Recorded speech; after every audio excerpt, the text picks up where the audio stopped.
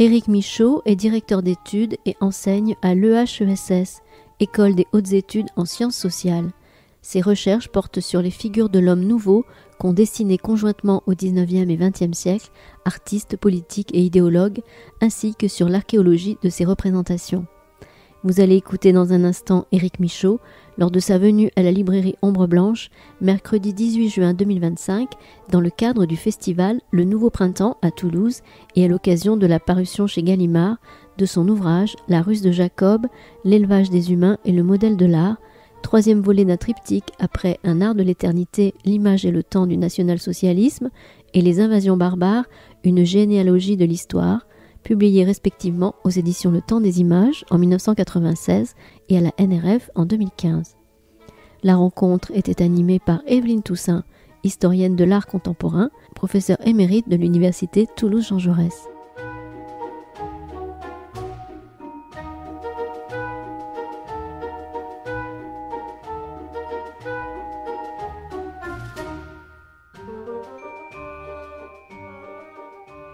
Alors, bonjour à toutes et à tous, merci d'être présentes et présents ce soir à la rencontre de notre invité, Éric Michaud, que nous sommes très heureux de recevoir.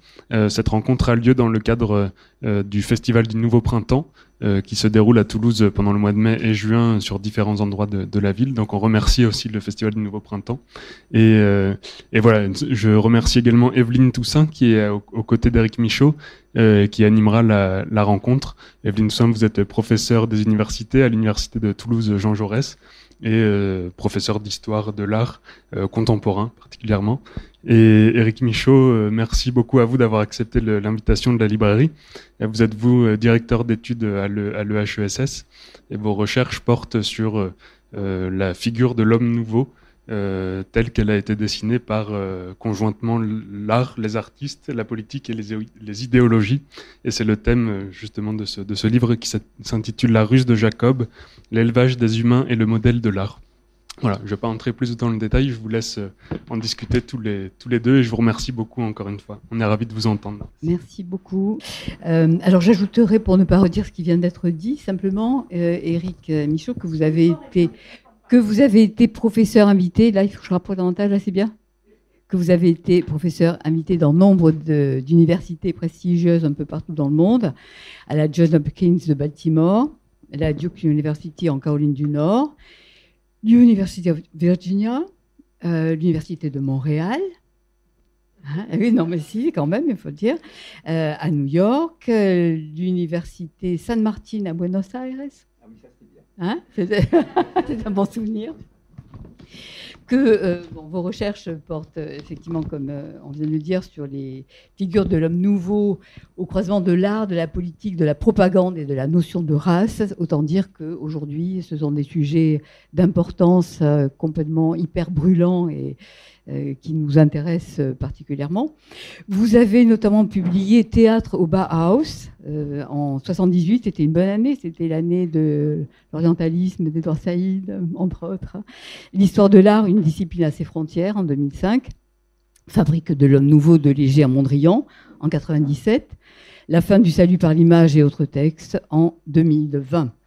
Et tout récemment, Éric Michaud, vous venez de publier chez Gallimard cet essai, La ruse de Jacob, l'élevage des humains et le modèle de l'art, à la fois très érudit, très dense, relativement bref, puisque c'est une prouesse de contenir tout cela dans environ 200 pages, hors bibliographie, notes et index. Un grand livre, vraiment un grand livre, je pense, qui fera désormais date et référence, d'une écriture limpide. Alors c'est compliqué ce que vous proposez quand même, hein. C'est d'une grande érudition, avec des sources très, très serrées, très sérieuses, nous allons y revenir, mais que vous rendez accessible en fait par la qualité de cette écriture. C'est le troisième volet d'une trilogie qui relève d'un immense projet de recherche que vous avez porté pendant 45 ans, disiez-vous. C'est beaucoup, mais enfin, pendant... Tout de suite ou dans un instant? Non, pas tout de suite, parce que sinon vous n'allez plus lâcher. Non, si. on le garde dans quelques minutes, s'il vous plaît, Eric. Donc, pour construire ce projet de recherche qui interroge la place de l'Occident, la place que l'Occident a donnée à l'art, en tout cas, pour construire tout un système idéologique. C'est ça votre projet de départ, ce à quoi vous vous attelez, tout un système idéologique qui structure encore aujourd'hui nos dispositifs. Rien moins que les systèmes de hiérarchie, le patriarcat, les fondements du racisme, du nazisme et du fascisme. C'est dire l'ambition du propos. La ruse de Jacob succède en effet à Un art de l'éternité, l'image et le temps du national-socialisme, publié en 1996 avec une traduction espagnole et anglaise, dans lequel vous rapportiez que dans le cercle des idéologues nazis, on privilégiait le plan de l'art, je vous cite, qui est celui du choix nécessaire, de la sélection et du sacrifice des parties nuisibles à l'unité de l'œuvre. Vous y interrogiez déjà les liens entre la toute-puissance de l'État, le pouvoir de l'art, quand il s'agit d'inventer la communauté du peuple, et l'idée même de sélection. Comme vous le démontriez dans un deuxième temps, avec les invasions barbares, une généalogie de l'histoire de l'art, pour moi c'était le livre de base pour les étudiants quand ils démarraient leur cursus en histoire de l'art, en fait, à l'université. C'était presque là-dessus, ça aurait suffi à combler une année universitaire, publié en 2015 avec des traductions espagnoles, anglaises et portugaises au Brésil. Donc, vous y démontriez que l'anthropologie, notamment avec Winkelmann, figure phare de l'histoire de l'art, va renforcer l'idée que les arts figuratifs se faisaient l'expression spontanée et l'incarnation des identités biologiques et spirituelles des races, et surtout l'instrument de leur reproduction, écriviez-vous. Bref, vous êtes l'un des premiers en France à avoir déconstruit une histoire de l'art qui avait, à l'insu ou non de ses auteurs, parce que pour certains c'était une affirmation en pleine connaissance de cause, pour d'autres ça relevait un peu presque de la naïveté, ou en tout cas de l'insu, cette histoire de l'art qui avait entériné et diffusé des idées nationalistes et identitaires, voire racistes et antisémites. C'est ça ? Oui. Donc, 45 ans, en fait, c'est peu pour faire... Bon, merci beaucoup vraiment pour cette présentation, plus que chaleureuse. Et puis, merci évidemment à la librairie Ombre Blanche de m'accueillir, de m'inviter, de m'accueillir, ou de nous accueillir. Et alors, peut-être je vais tout de suite répondre à votre première remarque que j'ai finalement laissé couler sur un projet comme c'est pas un projet qui a 45 ans. Hein. C'est-à-dire que c'est Jacob que j'ai rencontré il y a 45 ans. Je vais le dire en deux mots maintenant comment. Mais sinon, j'ai jamais eu de projet comme ça à long terme. Les choses se sont faites. D'ailleurs, c'est la recherche même. Hein. On commence, et puis on découvre des trucs, et puis on va à gauche, et puis on va à droite, et puis on continue, et puis on creuse, et puis on arrête, on vient en arrière, etc. etc. C'est toujours comme ça. Simplement, ce qui s'est passé pour moi, c'est que il y a 45 ans, on m'a demandé de faire des comptes rendus d'un ouvrage sur Cézanne, sur Paul Cézanne, et sur la réédition, et puis la correspondance de Cézanne aussi. Et c'est à cette occasion que je suis tombé, donc ça c'était vraiment il y a 46 ans même, je suis tombé sur une caricature d'un cartooniste, comme on dit aujourd'hui, qui s'appelait, très connu à l'époque, qui s'appelait Cam ou Cham, comme vous voulez, et qui était un collaborateur régulier, notamment de cette revue satirique qui s'appelait le Charivari. Et à l'occasion de la troisième, je crois, exposition des impressionnistes en 1877, si je me souviens bien, mais ça m'a tellement marqué que vous allez voir, je vais citer de mémoire une phrase, il avait dessiné donc une image comme ça, sur laquelle je suis tombé, et on voyait une femme enceinte qui voulait entrer dans l'exposition des impressionnistes. Et le gardien, vous la connaissez, hein, et le gardien repoussait cette dame en lui disant « N'entrez pas, madame, ce ne serait pas prudent ». Je dis « Qu'est-ce que c'est que cette histoire ?» Donc je vais voir à l'intérieur du journal Le Charivari. C'était pas évident, d'ailleurs, il y a 45 ans, de trouver, ça se trouvait évidemment pas en ligne, il y a 45 ans, et il fallait aller en bibliothèque, et toutes les bibliothèques n'avaient pas évidemment le Charivari dans leur réserve. Voilà. Et puis, je finis donc par trouver le journal, et dans le journal, je vois que c'est Louis Leroy, donc le type qui a inventé le terme même d'impressionnisme quelques années auparavant, avec la première exposition, que c'est Louis Leroy qui a fait l'article. Et qui dit ceci, ça m'est resté vraiment en mémoire: si vous visitez l'exposition avec une femme dans une position intéressante, passez promptement devant un portrait de M. Paul Cézanne, sa tête, couleur revers de botte, c'est-à-dire jaune, pourrait donner la jaunisse à son fruit avant son entrée dans le monde.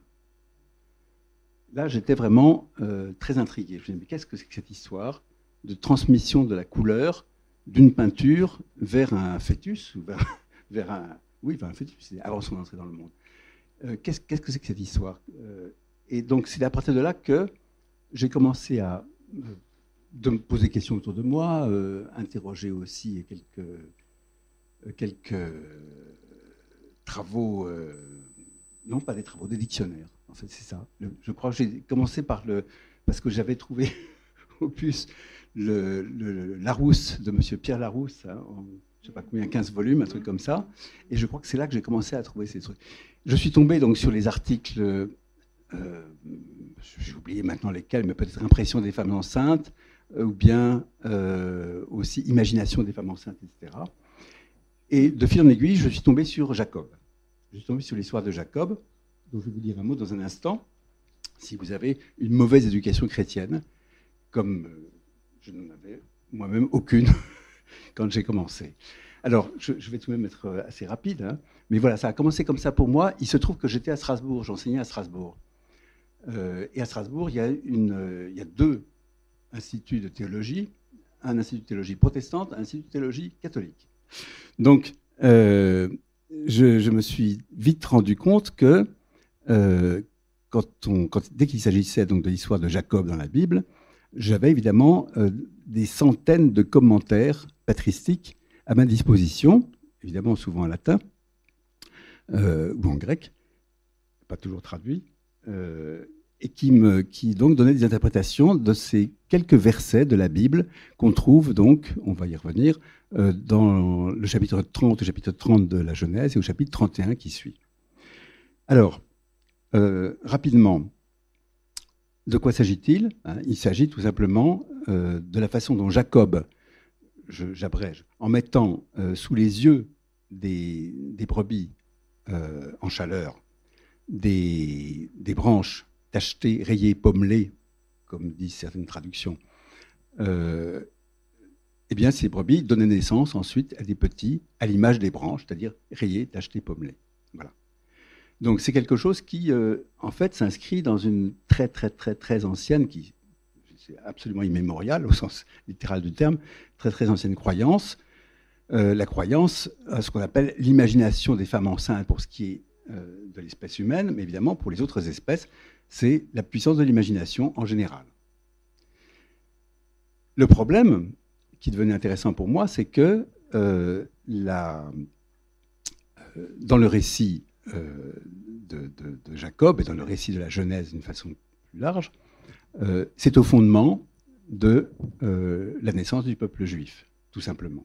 Cette histoire, c'est la naissance du peuple d'Israël, puisque peu de temps après cet épisode, Jacob change de nom et s'appelle Israël, et il aura donc 12 enfants qui constitueront les 12 tribus. Alors, évidemment, après, le christianisme va reprendre à son compte cette histoire, et ce sera donc la création de l'Église chrétienne, tout simplement, et non plus du peuple juif. C'est une histoire que je peux développer si vraiment vous y tenez, mais ça pourrait nous emmener très loin ce soir. Donc, je vais peut-être faire vite et dire que, au début, je me disais, voilà, il y a tellement d'interprétations différentes que c'est une espèce de mythe comme ça, qui serait tout à fait intéressant de travailler de façon quasi structurale, hein, Lévi-Strauss. On va voir les différentes versions, et puis on va analyser, puis on va essayer de comprendre comment ça fonctionne. Et puis, j'ai changé de lieu, je faisais d'autres choses évidemment pendant ce temps, mais j'ai changé de lieu et je suis arrivé à l'école des études en sciences sociales à Paris. Et là, j'ai rencontré quelqu'un qui s'appelle Henri Atlan, qui est un grand, non seulement un grand talmudiste, mais qui est aussi un grand, je ne sais pas comment on va le dire, généticien. Voilà. Un des grands généticiens. Bon, maintenant, il a 95 ans, je ne sais pas, mais c'est un des grands généticiens. Et alors, donc, je l'ai rencontré, je voulais avoir son avis un petit peu sur cette histoire. Il m'a dit, mais écoutez, on n'est pas du tout dans le mythe, là. On n'est pas du tout dans le mythe. On est dans ce que les travaux les plus récents redécouvrent, c'est-à-dire la puissance de l'épigénèse, de tous les phénomènes d'épigénétisme. Voilà. Donc, il ne s'agit absolument pas de prendre ça de façon mythique. Vous faites erreur si vous prenez ça de façon mythique. Il faut le travailler autrement. Et ça a été, c'est vrai, un choc pour moi. Alors, ce qui était évidemment un choc, c'est que je découvrais tout à coup que le discours médical le plus récent n'était pas du tout incompatible avec ces histoires de brebis de Jacob. En même temps, je pensais constamment, ça je ne pouvais pas me défaire de cette idée, je pensais constamment que tous ces récits d'engendrement, à partir d'une image, à partir de branches trafiquées, quelles que soient les images, etc., c'était quelque chose qui visait à expliquer ce qui demeurait inexplicable aux humains, c'est-à-dire l'hérédité. Pourquoi il y a des phénomènes de ressemblance qui passent d'une génération à l'autre? Qu'est-ce qui se passe? Comment comprendre ça? Et donc, cette histoire de branches, c'était évidemment une façon, c'était une explication tout à coup qui permettait de comprendre, de donner une certaine logique, une certaine rationalité à ce type de phénomène. Alors peut-être comment est-ce qu'on passe de l'élevage des animaux à l'élevage des humains? Oui, et ben alors justement, ça prend cette dimension. Voilà. Alors je continue à travailler et tout à coup je tombe sur évidemment Auguste Comte. Auguste Comte, son système de politique positive, qui est absolument un truc complètement cinglé. Et en 1854, il publie quelque chose qui tourne autour d'un mythe. Lui, il nomme ça un mythe. Mais en fait, il nomme ça un mythe, mais très vite après, il appelle ça l'utopie. C'est l'utopie de la Vierge Mère. Et ça, je me suis pas arrêté. Enfin, je me suis arrêté dans mon travail à ça, mais j'ai pas repris ça dans le livre parce que sinon, il aurait fallu que j'écrive 3 livres. Moi, je pense. L'utopie de la Vierge Mère, qu'est-ce que c'est? C'est quelque chose d'absolument délirant. C'est l'idée, enfin délirant, pas du tout délirant au regard de la génétique d'aujourd'hui. C'est cette idée que la semence de l'homme, finalement, elle n'a pas beaucoup d'importance pour la pérennité de l'espèce humaine. La semence de l'homme n'a pas beaucoup d'importance. Ce qui compte, c'est précisément tous les phénomènes épigénétiques. Et c'est à la femme que va revenir désormais le rôle le plus important dans la fabrication de l'espèce humaine. Parce que la femme va absorber en quelque sorte toutes les influences du milieu dans lequel elle vit. Et donc c'est elle qui va s'auto-engendrer, dit-il. C'est le terme qu'il emploie. Elle va s'auto-engendrer pour produire une humanité nouvelle. Alors, bon, j'ai pas retenu ça, mais par contre, ce que j'ai retenu de cette histoire, c'est le fait que tout simplement, il y avait donc une autre tradition qui émergeait, une tradition que l'on pourrait dire aujourd'hui rapidement matrilinéaire, et qui s'opposait au récit biblique, qui s'opposait à tous les récits fondés sur le patriarcat le plus féroce, farouche en tout cas, et affirmé. Voilà. Alors, justement, en fait. Oui, pardon. Oui. Justement, on passe de ce matriarcat à une réappropriation masculine du pouvoir de création et de fécondation et d'orientation, de sélection en fait. Tout à fait, voilà. Tout à fait, absolument. Alors, bon, et c'est là, donc vous en étiez resté à cette question du nationalisme et du racisme, qui est en effet la forme la plus évidemment moderne de la sélection des humains par eux-mêmes. et qui a été en effet l'objet donc de mon premier travail dans ce sens, où je faisais intervenir pour la première fois, alors dans mes réflexions, cette histoire de Jacob. C'est dans c'est l'ouvrage sur le nazisme. Oui. Alors, si on remonte un peu la généalogie, parce que vous vous êtes attaché, c'est un travail phénoménal, vous êtes attaché aux commentateurs de la geste de Jacob, aux innombrables récits d'engendrement perturbés par la vision, écrivez-vous, de Philon d'Alexandrie à Thomas Mann, en passant par Origène, Saint Jérôme, Saint Augustin, Jacques de Voragine, Ambroise Paré, Montaigne, Shakespeare, Voltaire, Kierkegaard. Et vous avez identifié des images, vous les indiquez dans l'ouvrage, à la croisée des mondes juifs, chrétiens et païens, en vous intéressant à l'effet eugénique donc, de ces images de l'art, au cœur de la problématique de votre livre, de ces images agissantes. Et vous mettez au jour ainsi le dispositif de toute propagande, en fait, de toute propagande en régime totalitaire, en fait, d'emprise de la religion, de la théologie, mais aussi du pouvoir politique.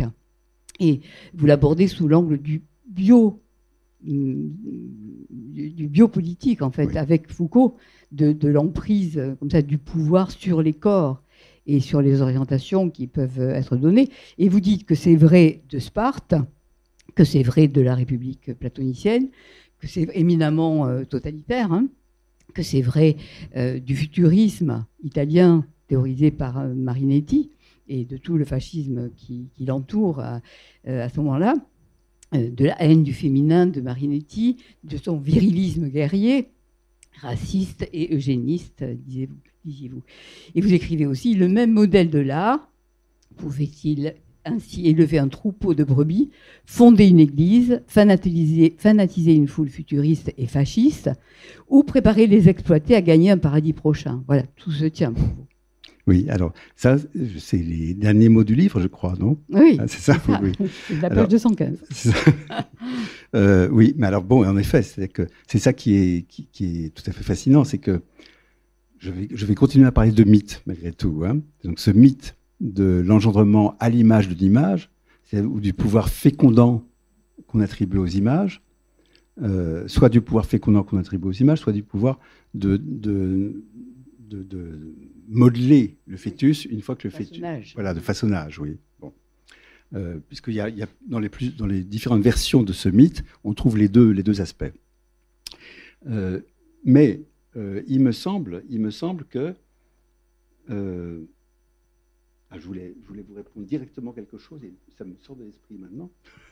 Il y a tellement de choses. Hein. Oui, voilà, c'est ça. Non, ce qu'il y a, c'est que tout ce mouvement qui est véritablement un mouvement qui vient du fond des siècles, hein, évidemment, c'est un mouvement qui m'a amené... Bon, j'ai toujours été, entre guillemets, féministe, hein, mais c'est vrai qu'en travaillant ceci, j'ai découvert petit à petit, je me suis rendu compte, disons petit à petit, du caractère incroyablement patriarcal de toute cette pensée. Au début, je me disais, c'est tout de même, et puis d'ailleurs, les gens à qui je racontais cette histoire, à qui j'en parlais, me disaient, oui, c'est vrai que c'est assez rigolo tout de même, cette façon qu'on a eue pendant des millénaires, finalement, de penser que les images qu'on pouvait mettre sous les yeux des femmes, soit pendant l'accouplement lui-même, soit une fois qu'elles étaient enceintes, pouvaient déterminer des enfants à l'image de ces images.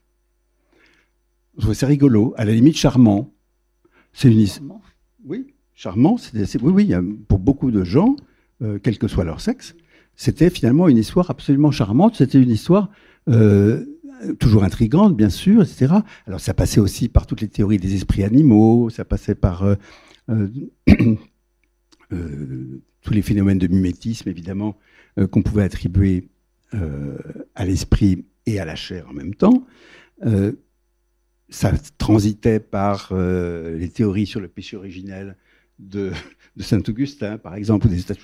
Tout ça était absolument passionnant, tout ça était extraordinaire, tout ça était ça. Mais jamais je n'ai lu de remarques sur le caractère incroyablement misogyne de la dépossession. C'est-à-dire que ce dont il s'agit, c'est en effet d'une entreprise un récit, disons, de dépossession de la femme de son pouvoir de mettre au monde, Oui, de sa vous maternité. écrivez, dans l'Antiquité grecque, c'était encore l'homme qui ordonnait à sa femme de porter le regard sur l'objet de son choix à lui, intervenant ainsi lui-même sur le façonnage du fœtus. Chez Aristote, vous le citez, c'était dans la génération le mâle qui fournissait la forme ou l'idée et la femme la matière. Voilà. Donc c'est une longue histoire. Voilà. Donc c'est-à-dire c'est évidemment très ancré dans la philosophie grecque aussi, ou d'abord la philosophie essentiellement aristotélicienne, c'est vrai, mais c'est aussi quelque chose qui... alors, j'ai eu quelques discussions avec de savants, de savants universitaires américains qui ont... Comment il s'appelle Thomas Lacker. Thomas Lacker. Bon, qui lui, tout à coup, invente quelque chose que j'ai cherché partout après. Et puis il m'a dit, oui, c'est vrai, ça n'existe pas, mais c'est tout de même le fond de ce que veut dire Aristote. Aristote qui compare le sperme à un filet de lumière. C'est ça que dit Thomas Lacker. Alors, j'ai cherché, mais ce qui m'intéressait évidemment dans cette citation introuvable, c'est le fait que tout à coup, c'est pas la femme qui a la lumière, évidemment, c'est l'homme. C'est l'homme par sa semence. C'est que la semence communique avec la lumière, la semence communique avec le divin, la semence communique avec le ciel, la semence communique avec l'intellect immédiatement. Dans toutes les représentations de ces dispositifs d'engendrement, c'est toujours le même circuit. C'est que la semence provient du ciel et de la lumière, et la matière, évidemment, c'est la terre, comme toujours. Voilà. Donc, c'est évidemment quelque chose que l'on retrouve, une fois qu'on a ça en tête, on voit, c'est l'évidence même. Enfin, on retrouve ça dans tous les récits, dans tous les mythes, dans tous les schémas culturels. Et ce qui va en découler, ce sont des canons d'esthétique, des canons de beauté, des canons de ce qu'il faut regarder comme image. Voilà. Et c'est là où, en effet... pour fabriquer l'homme nouveau. Alors, pour fabriquer faire un raccourci, mais oui, pour fabriquer l'homme nouveau, ou simplement pour avoir de beaux enfants. Parce que, alors, je n'ai pas développé ça beaucoup, parce que quand j'ai commencé à travailler ces questions, je me suis rendu compte aussi qu'il y avait finalement deux versions dans ce pouvoir des images. Et deux versants dans ce pouvoir des images. Et le versant qui avait intéressé les féministes, en gros, à partir des années 1980, surtout la fin des années 80, c'est le versant, ce sont les femmes qui engendrent des monstres parce qu'elles sont sensibles aux images, etc. C'est-à-dire qu'il y a une littérature extrêmement abondante là-dessus, et il y a un grand débat, 17e, 18e siècle, dans l'Europe, surtout centré autour de l'Allemagne, de l'Angleterre et de la France, sur justement d'où viennent les monstres, la question de savoir d'où viennent les monstres. On reprend les thèses du christianisme, mais en essayant, malgré tout, de les mettre à jour par les connaissances biologiques modernes. Et je me suis rendu compte qu'il y avait donc tout un versant de ces mythes qui était un versant essentiellement donc fondé sur la production des monstres, et que finalement ce qui m'intéressait moi, c'était pas la production des monstres, mais la production, au contraire, de la beauté et la production des hommes nouveaux, et la production de ces hommes nouveaux qui doivent constituer une humanité nouvelle, une humanité proprement idéale. Et occidentale. Parce que vous dites, effectivement, dans votre chapitre « L'ordre du regard », l'image eugénique, la famille et l'État, se met en place un front unissant des artistes d'hérédité exclusivement européenne. Oui, alors ça dépend des auteurs, évidemment, mais parce qu'en général, ce côté exclusivement européen n'apparaît pas, il apparaît véritablement seulement avec le nazisme. Il apparaît chez Gottfried Benn, surtout, oui. Mais je ne l'ai pas vu beaucoup. Je pensais à ce que vous mentionniez de Alberti, où vous disiez au fondement. Alberti, ce sont les fondements même de l'histoire de l'art. Et dans son art d'édifier, il conseille d'accrocher dans les chambres des portraits d'hommes dignes et beaux, car on dit que cela peut avoir une grande influence sur la fertilité de la mère et l'apparence de la future progéniture. Donc déjà, une sélection et un eugénisme. Et à la suite, vous épinglez Winkelmann et son apologie des sculptures de beaux corps grecs. Oui. Et surtout, effectivement, Gottfried Benn, glorifiant en 1934 la fantasmatique unité raciale des Grecs et des Germains, écrivez-vous. C'est à cela que je pensais dans... Oui, d'accord. Oui. Tirer le fil depuis...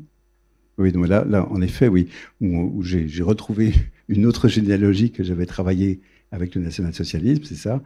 Et voilà, il était logique que les choses communiquent de cette façon. C'est vrai.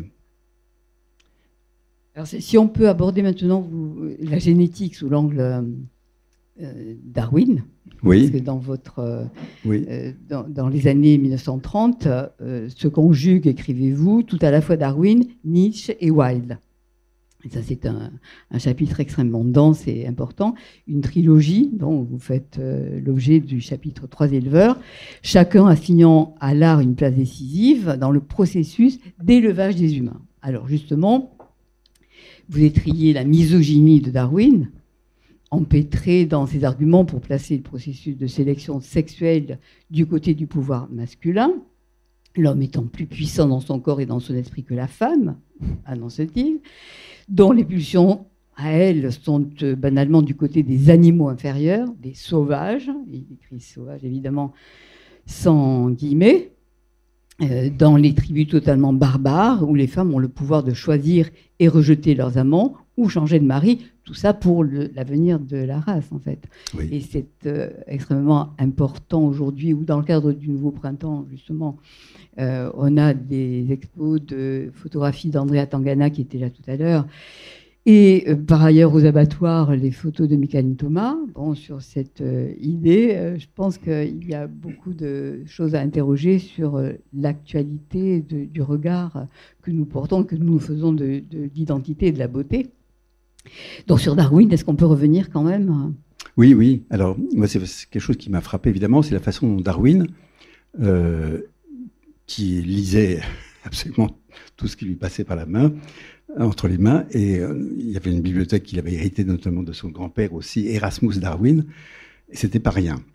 Et c'était une famille évidemment extrêmement cultivée, etc. Et parmi les ouvrages qui ont compté pour Darwin, beaucoup, il y avait les discours de Reynolds, le peintre et académicien anglais du fin 17e et 18e siècle. Et que retient Darwin de Reynolds, c'est cette histoire de beau idéal. Le beau idéal qui est un beau qui n'existe pas dans la nature, mais un beau qui est conçu en esprit par l'artiste. Et il se trouve que, au moment où il évoque ceci, Darwin, qui travaille à ce moment-là évidemment sur son histoire de sélection naturelle, un terme qu'il invente parce que ça n'existe pas. Jusqu'à Darwin, tout le monde pensait que la sélection était naturelle, ou qu'elle était artificielle, c'est-à-dire qu'elle était naturellement produite par l'homme. Il y avait des éleveurs qui sélectionnaient le bétail ou des oiseaux, des pigeons. Lui, Darwin, c'est un grand éleveur de pigeons. Et ça compte évidemment énormément dans l'histoire aussi. Et ce qui est tout à fait fascinant, c'est de voir qu'il découvre que les éleveurs écrivent des traités et pratiquent l'élevage selon les principes néoclassiques de l'artiste Reynolds. C'est-à-dire que c'est exactement le même principe. Pour élever un animal, pour produire un animal meilleur que celui dont on dispose, il faut avoir une idée en tête. Et cette idée, ils l'appellent, les éleveurs, la nomment exactement comme les artistes. C'est le beau idéal. J'avoue que quand j'ai découvert ça, j'étais assez stupéfait de voir que les éleveurs utilisent tous, en Angleterre, le terme français, l'expression française de beau idéal. Le beau idéal, c'est ce qu'il faut réaliser. Il faut reproduire pour obtenir un beau toujours plus idéal. Et c'est dans la reproduction du même qui diffère toujours un petit peu de lui-même. C'est une répétition qui n'est pas une pure répétition. Ça se transforme à chaque génération, en quelque sorte. C'est comme ça qu'on arrive finalement à améliorer telle ou telle espèce. Et c'est cela exactement que les humains, en effet, vont constamment prendre pour modèle théorique, je dis bien théorique, dans tous les écrits sur l'amélioration de l'espèce humaine depuis la fin du XVIIIe siècle. Voilà, donc voilà ce qui éclaire complètement le propos de ces fondements eugénistes de l'histoire de l'art, d'une certaine histoire de l'art, et justement de l'attachement à la beauté, à l'idéal de beauté, oui. À l'idéal grec que l'on retrouve et qui perdure dans le néoclassicisme, et ce, dans la durée. Donc vous aviez déjà un peu dézingué les fondements racistes et antisémites de l'histoire de l'art, et là, ce sont les fondements eugénistes que vous mettez en évidence. Et c'est pour cela que c'est un peu très audacieux, très, très risqué aussi, et que ça provoque souvent, vos écrits provoquent souvent des réactions de peur un peu, parce que il y a des choses qui craquent là, sur quoi l'histoire a été construite en fait. Voilà. C'est un au passage. Et alors là, ce que vous dites de Darwin, vous le mettez aussi en lien avec les écrits de Nietzsche, avec la pensée de Nietzsche. Oui. Et votre analyse de Nietzsche m'a vraiment ébloui. Elle m'a rappelé celle de Bourdieu sur Heidegger, c'est-à-dire que vous attaquez, c'est pas comme ça une idée que vous lancez, mais vous démontez les textes eux-mêmes, vous démontez les affinités de Nietzsche en fort mauvaise compagnie, écrivez-vous, en fait, de ses goûts douteux, disons. Mais au-delà même, dans le texte, vous dites, vous retrouvez chez lui des phrases comme ça, celle-ci, qui est a priori un peu obscure, si vous voulez, je vous la lire 2 fois, hein, mais qui est en fait très éclairante. Le beau se situe à l'intérieur de la catégorie générale des valeurs biologiques, jusque-là tout va bien, du nuisible, du bienfaisant et de ce qui intensifie la vie. Alors, le beau se situe à l'intérieur de la catégorie générale des valeurs biologiques du nuisible, du bienfaisant et de ce qui intensifie la vie. J'y croyais tellement pas que je suis allée voir le texte initial de Nietzsche pour voir s'il n'y avait pas eu un problème de traduction, en fait. On m'en assurait, ben non. Donc, ça veut dire que tout ce qui donne le sentiment du beau, c'est-à-dire de l'augmentation du sentiment de puissance, alors que le lait exerce une fonction dépressive chez Nietzsche, eh bien, dans cette idée-là, le nuisible chez Nietzsche, c'est bien ce qui relève de l'eugénisme biologique, de la sélection à la fois naturelle et artificielle. C'est QFD quand même, parce que si on s'interrogeait sur Nietzsche et que l'on a un peu laissé, en fait, limité au cas Wagner, là, on a quand même quelque chose qui ne fait pas de doute. Non, qui ne fait absolument aucun doute. Oui. Mais ce qui est intéressant, c'est... Bon, parce que Nietzsche, quand je dis qu'il est en bien mauvaise compagnie, je dis qu'il est en bien mauvaise compagnie pour son projet de... surhomme, de sur. Non, en bien mauvaise compagnie pour j'ai oublié, alors il y a plusieurs traductions possibles évidemment, mais disons la transvaluation de toutes les valeurs, ou la subversion de toutes les valeurs, etc. Il est en bien mauvaise compagnie parce qu'il se retrouve évidemment toujours à énoncer des choses qui sont toujours les choses les plus conservatrices, réactionnaires et patriarcales, hein, pour dire des choses comme ça. Donc là, il n'y a aucune ambiguïté, vraiment aucune ambiguïté. Alors, ce qui m'a aussi tout à fait fasciné, c'est bon, j'ai enseigné l'histoire de l'art vraiment pendant très longtemps. J'ai notamment enseigné la fin du XIXe siècle toutes les théories sur lesquelles se sont appuyés des gens comme Seurat, Signac, les néo-impressionnistes, etc., etc. Et parmi ces gens, il y avait, par exemple, un théoricien qui s'appelait Charles Henry, qui était un bonhomme extrêmement important, et qui s'appuyait sur les travaux d'un Français, d'un physiologiste français qui s'appelait Charles Ferré. Et Nietzsche lit Charles Ferré. Il lit en français Charles Ferré, et il l'adapte, et il se l'approprie. Charles Ferré qui était extrêmement réactionnaire aussi. Et ça, c'est quelque chose qui est aussi tout à fait fascinant, c'est de voir que tout ce qui est pensé par Nietzsche en termes d'accroissement du sentiment de puissance, parce qu'il y a une exaltation du sentiment de la vie, on va dire, est quelque chose qui vient directement de ces théories-là. De ces théories qui ont été au fondement de la peinture moderne, en fait.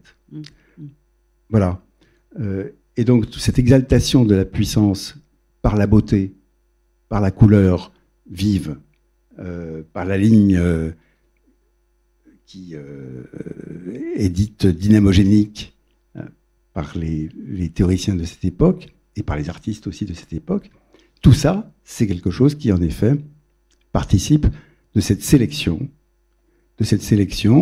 par la détermination des affects sur les humains. Et chez Wilde, vous identifiez l'idée que les modèles de beauté que les artistes offraient à leurs contemporains orientaient le choix des partenaires, opérant ainsi une sélection sexuelle qui transformerait insensiblement les humains. Il y a donc eu une puissance instituante de l'art, comme le savait Jacob. Mais vous écrivez que les images de l'art ont toujours... Alors, ça, c'est une question que je voulais vous poser. Vous écrivez que les images de l'art ont aujourd'hui perdu cette fonction majeure d'instituer symboliquement ou de définir socialement, voire biologiquement, la notion de race. La peinture et la sculpture ne sont plus en charge, dites-vous, parce qu'elles n'en ont plus le pouvoir, de fixer et d'instituer des types nationaux ou raciaux au profit du cinéma et de la publicité. Vous parlez avec Walter Benjamin, là, j'imagine. Pas forcément. Pas nécessairement. Pas nécessairement. Non. Meilleur guide du choix des partenaires sexuels. Et en ce moment, je regrette qu'il ne soit plus là, mais Eugénie pourrait en dire deux mots.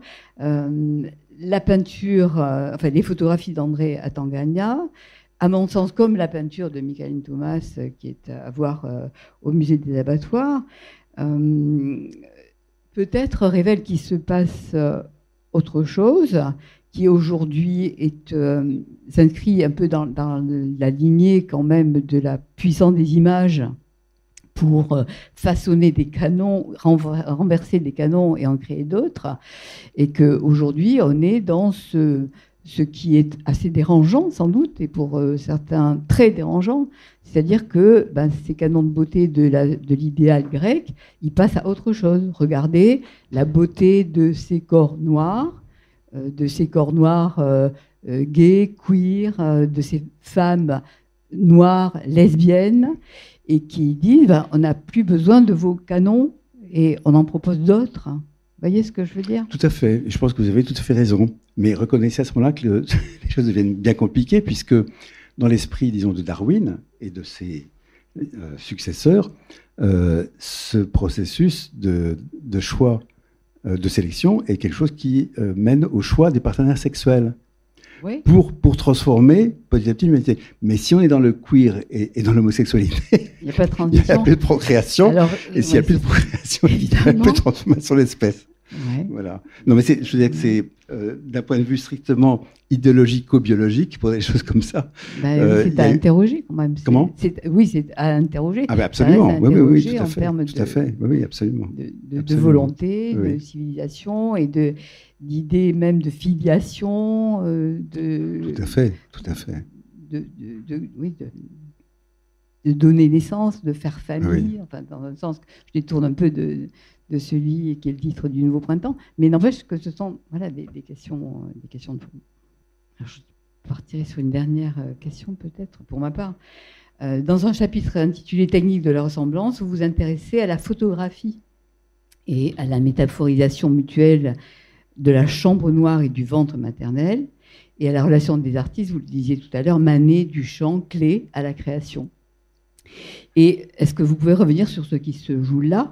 Et ce serait une hypothèse que je voulais vous soumettre. Est-ce qu'on peut y voir un lien, c'est un peu complexe, avec la distinction fondamentale que vous faites entre ce qui relève du savoir et de l'ingéniosité humaine et de la toute-puissance de Yahvé, entre une version magique et une version miraculeuse ou sacerdotale, la tradition de l'Exode et celle des patriarches?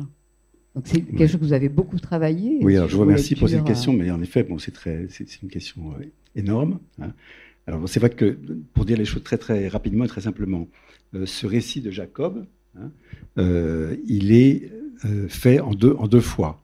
La première fois au chapitre 30 de la Genèse, où c'est des manipulations avec les baguettes, hein, tacheté, rayé, pommelé, etc., qui, par mimétisme, donc, vont engendrer des petits semblables à ce que les brebis ont vu.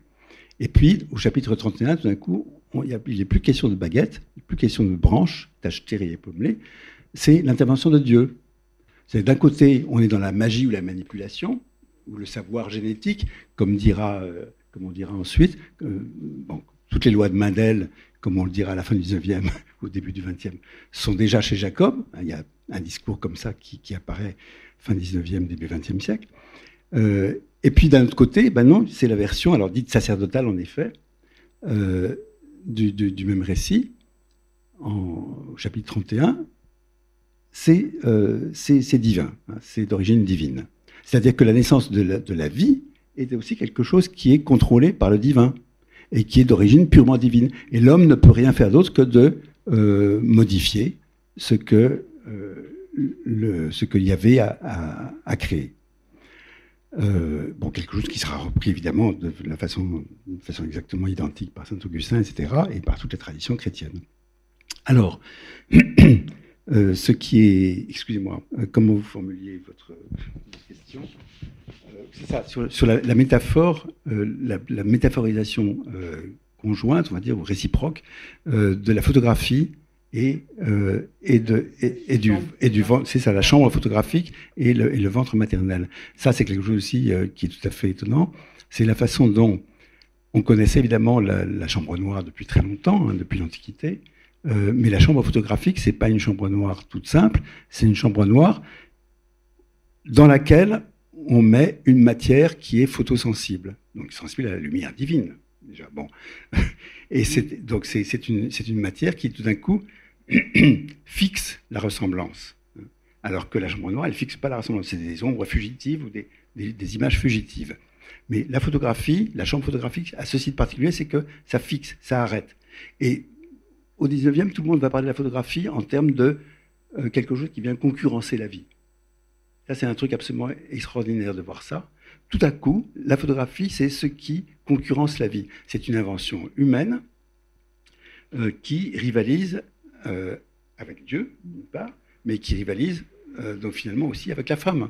Hein. Parce qu'en réalité, toutes les rivalités, à chaque fois qu'on dit que l'artiste est le rival de Dieu, il faut, nous, aujourd'hui, on peut entendre que ce dont il s'agit, c'est de l'artiste qui est rival de la femme. C'est rival de celle qui met au monde, rival de celle qui donne la vie. Et ça, c'est quelque chose qui est absolument saisissant. Pour moi, c'est quelque chose que j'ai pensé très tardivement dans l'écriture de mon livre.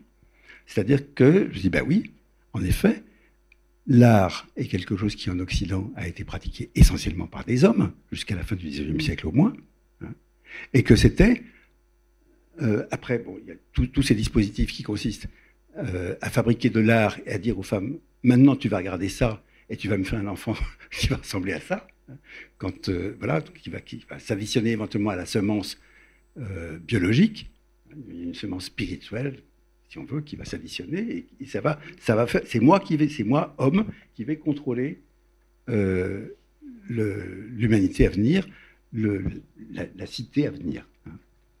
Voilà. Qui éclaire toute l'histoire des empêchements aux femmes de créer dans le monde artistique. Oui. Bah, écoutez, en plus, elles sont aussi artistes. Oui, ben non, mais elles n'ont pas besoin. Elles n'ont pas besoin d'être artistes, puisqu'elles mettent au monde. C'est pas la peine de faire deux fois la même chose. Elles n'ont pas de compétences pour ça. Alors que précisément, non, mais ça c'est Françoise Héritier, hein, qui a fait un travail absolument remarquable, l'anthropologue Françoise Héritier, qui est... Moi, j'avoue que c'est quelque chose aussi sur quoi je me suis beaucoup appuyé, non pas tellement peut-être dans le travail lui-même d'écriture, mais c'est ce qui m'a fait avancer, quand elle dit qu'en effet, ce qui est scandaleux pour la plupart des hommes, c'est que les femmes mettent au monde non seulement des femmes, mais aussi des hommes. Et donc ça échappe. L'engendrement est quelque chose qui échappe finalement, pour l'essentiel aux hommes. Et donc les hommes se sont créés, ça c'est pas elle qui dit, si, ce qu'elle dit c'est les hommes se sont créés des domaines réservés, inaccessibles aux femmes, mais pas du tout pour des raisons physiques, ça ne serait pas inaccessible pour des raisons physiques, physiologiques, ça leur est inaccessible par décret des hommes, c'est tout. Et elle analyse ça dans différentes sociétés, différentes cultures, c'est une anthropologue qui travaille beaucoup sur l'Afrique, etc.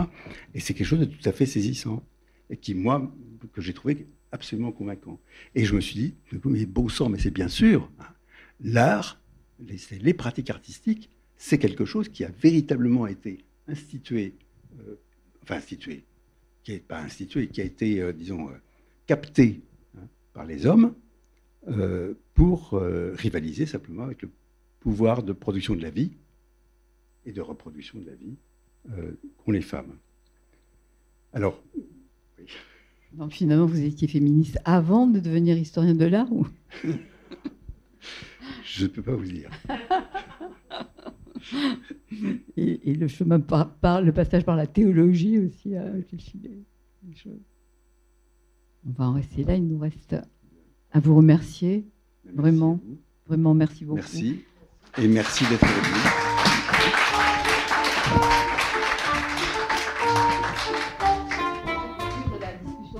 L'ouvrage d'Éric Michaud, La ruse de Jacob, l'élevage des humains et le modèle de l'art, est édité chez Gallimard.